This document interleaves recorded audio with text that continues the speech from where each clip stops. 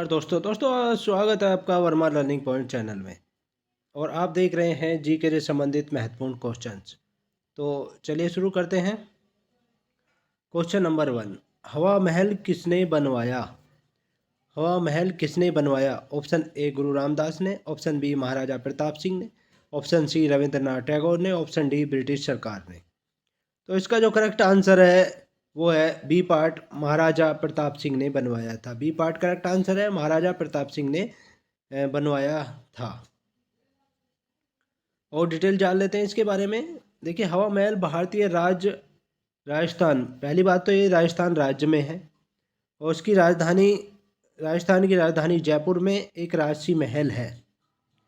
और इसे सन 1798 ईस्वी में महाराजा प्रताप सिंह ने बनवाया था। और इसे लालचंद उस्ताद ने डिजाइन किया था। ये क्वेश्चन भी पूछ लिया जाता है कि इसको किसने डिजाइन किया था, तो लालचंद उस्ताद ने इसको डिजाइन किया था। और आपको बता दें कि हवा महल में 953 बेहद खूबसूरत और आकर्षक छोटी छोटी जालीदार खिड़कियां हैं, जिन्हें झरोका कहा जाता है। जिन्हें क्या कहा जाता है? झरोका कहा जाता है। तो कई क्वेश्चन इसमें से निकल कर आ रहे हैं। नेक्स्ट क्वेश्चन देखिए, हुमायूं का मकबरा किसके द्वारा बनवाया गया? हुमायूं का मकबरा जो बनवाया गया किसके द्वारा बनवाया गया? ऑप्शन ए हुमायूं के, option B Hamida Bano Begum, option C Babur, option D Akbar. तो इसका जो करेक्ट आंसर है वो है हमीदा बानो बेगम ने बनवाया था हुमायूं का मकबरा, जो अकबर की माँ थी। और डिटेल जान लेते हैं इसके बारे में। हुमायूं का मकबरा मुगल सम्राट हुमायूं की समाधि स्थल है ये। और इसका निर्माण जो विधवा हुई थी हमीदा बानो बेगम, अकबर की माँ, उनके आदेश से बनवाया गया था। 1562 ईस्वी में बनवाया गया था। और इस मकबरे का जो वास्तुकार था मिकर मिर्जा ग्यास था। मिकर मिर्जा ग्यास था इस मकबरे का वास्तुकार। और ये भारत में वास्तुकला का जो है प्रथम उदाहरण है। प्रथम उदाहरण भी वास्तुकला का है ये भारत में, मुगल वास्तुकला का। और सन 1993 ईस्वी में यूनेस्को द्वारा इसे विश्व धरोहर स्थल में शामिल किया गया है। और आपको बता दें कि यह भारतीय उपमहाद्वीप का पहला बगीचा मकबरा है। बगीचा मकबरा पहला है भारतीय उपमहाद्वीप का। नेक्स्ट क्वेश्चन देखिए, एकल स्थानांतरण मत प्रणाली में प्रत्येक मतदाता सदस्य अपनी प्राथमिकता बताता है। एकल स्थानांतरणीय मत प्रणाली में प्रत्येक मतदाता सदस्य अपनी प्राथमिकता बताता है। ऑप्शन ए 2 विकल्प, ऑप्शन बी केवल 1 विकल्प, ऑप्शन सी कुल सदस्य से 1 कम, ऑप्शन डी सभी के लिए मतदान। तो इसका जो करेक्ट आंसर है वो डी पार्ट है, सभी के लिए मतदान। एकल स्थानांतरण प्रणाली में प्रत्येक मतदाता यही बताता है कि सभी के लिए मतदान। और डिटेल जान लेते हैं इसके बारे में। एकल स्थानांतरण मत प्रणाली प्रक्रिया में सभी उम्मीदवारों को एक वरीयता क्रम में मत देने होते हैं। एक वरीयता क्रम में मत देने होते हैं। और भारत में इस प्रकार चुनावी प्रक्रिया राष्ट्रपति के मतदान में, उपराष्ट्रपति के मतदान में और राज्यसभा सदस्यों के चुनाव में अपनाई जाती है। ये भी क्वेश्चन पूछ लिया जाता है कि एकल स्थानांतरण मत प्रणाली प्रक्रिया किस किस के चुनाव में प्रयोग की जाती है। तो ये राष्ट्रपति महोदय, उपराष्ट्रपति महोदय और राज्यसभा सदस्यों के चुनाव में अपनाई जाती है। नेक्स्ट क्वेश्चन देखिए, भारतीय संविधान के अनुसार केंद्रीय मंत्री अपने पद पर किसकी इच्छा से बना रहेगा? भारतीय संविधान के अनुसार केंद्रीय मंत्री अपने पद पर किसकी इच्छा से बना रहेगा? ऑप्शन ए भारत के राष्ट्रपति, ऑप्शन बी भारत के प्रधानमंत्री, ऑप्शन सी संसद, ऑप्शन डी सर्वोच्च न्यायालय। तो करेक्ट आंसर जो है भारत के राष्ट्रपति, ए पार्ट करेक्ट आंसर है, भारत के राष्ट्रपति की इच्छा से बना रहेगा।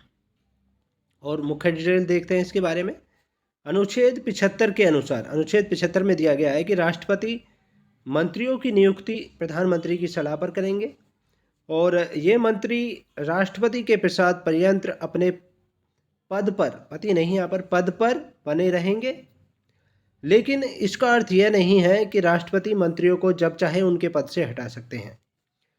राष्ट्रपति जब चाहे मंत्रियों को अपने पद से हटा सकते हैं, ये नहीं, बिल्कुल भी इसका मतलब नहीं है। वह केवल तभी हटा सकते हैं जब प्रधानमंत्री उनको ऐसा करने देते हैं, जब प्रधानमंत्री की सलाह से ही उनको पद से हटा सकते हैं सिर्फ। नेक्स्ट क्वेश्चन देखिए, राज्यसभा का उपसभापति किसे चुना जाता है? राज्यसभा का उपसभापति किसे चुना जाता है? ऑप्शन ए, किसी भी व्यक्ति को जो राज्यसभा का सदस्य चुने जाने का पात्र हो। ऑप्शन बी, किसी भी व्यक्ति को जो उस समय राज्यसभा का सदस्य हो। ऑप्शन सी, संसद का कोई भी सदस्य। ऑप्शन डी, राष्ट्रपति द्वारा राज्यसभा में मनोनीत व्यक्ति। तो करेक्ट आंसर है ऑप्शन बी, किसी भी व्यक्ति को जो उस समय राज्यसभा का सदस्य हो। उपसभापति, राज्यसभा का उपसभापति चुना जा सकता है। और डिटेल देख लेते हैं इसके बारे में। राज्यसभा अपने सदस्यों में से किसी एक को उपसभापति निर्वाचित करती है। राज्यसभा अपने सदस्यों में से ही निर्वाचित करती है। और सभापति की अनुपस्थिति में, जब सभापति जो होते हैं राज्यसभा के, वो उपराष्ट्रपति महोदय जी होते हैं। जब उपराष्ट्रपति महोदय नहीं होते तो उपसभापति सभापति के कर्तव्यों का पालन करता है। नेक्स्ट क्वेश्चन देखिए, जनता का सदन को लोकसभा का नाम किस वर्ष दिया गया था? जनता का सदन को लोकसभा का नाम किस वर्ष दिया गया था? ऑप्शन ए 1954 में, ऑप्शन बी 1964 में, ऑप्शन सी 1974 में, ऑप्शन डी 1984 में। तो इसका करेक्ट आंसर है ऑप्शन ए 1954 में। 1954 में लोकसभा का नाम दिया गया था जनता के सदन को। और डिटेल जान लेते हैं इसके बारे में। लोकसभा संसद का निम्न सदन होता है। लोकसभा जो होता है संसद का निम्न सदन होता है, जिसके द्वारा, और उच्च सदन आपको बता दें कि उच्च सदन संसद का राज्यसभा होती है। और लोकसभा जिसके सदस्य जनता द्वारा सीधे चुने जाते हैं, प्रत्यक्ष रूप से मतलब सीधे चुने जाते हैं मतदान द्वारा, इसलिए इसे जनता का सदन भी कहते हैं। और 14 मई 1954 के बाद से जनता का सदन को लोकसभा के नाम से भी जाना जाता है। लोकसभा के नाम से भी जाना जाता है। नेक्स्ट क्वेश्चन देखिए, लोकसभा में अनुसूचित जाति और अनुसूचित जनजातियों के लिए कितनी सीटों को आरक्षित किया गया है? लोकसभा में अनुसूचित जाति और अनुसूचित जनजातियों के लिए कितनी सीटों को आरक्षित किया गया है? Option A 39, option B 85, option C 109, option D 121। तो इसका जो करेक्ट आंसर है वो है ऑप्शन डी 131। 131